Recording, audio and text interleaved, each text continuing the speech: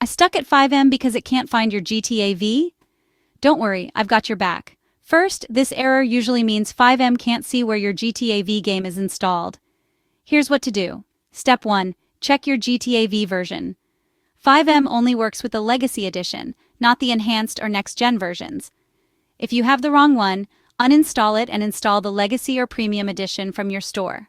Step 2. Find your GTA V folder.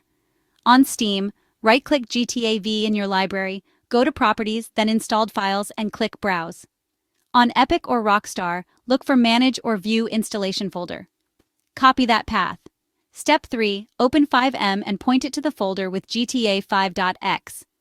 If it doesn't ask, edit the citizenfex.ini file in your FiveM folder and paste the correct path after ivpath =. Still stuck? Try running both GTA V and FiveM as administrator and make sure your antivirus isn't blocking anything. You've got this. Modding fun is just a few clicks away.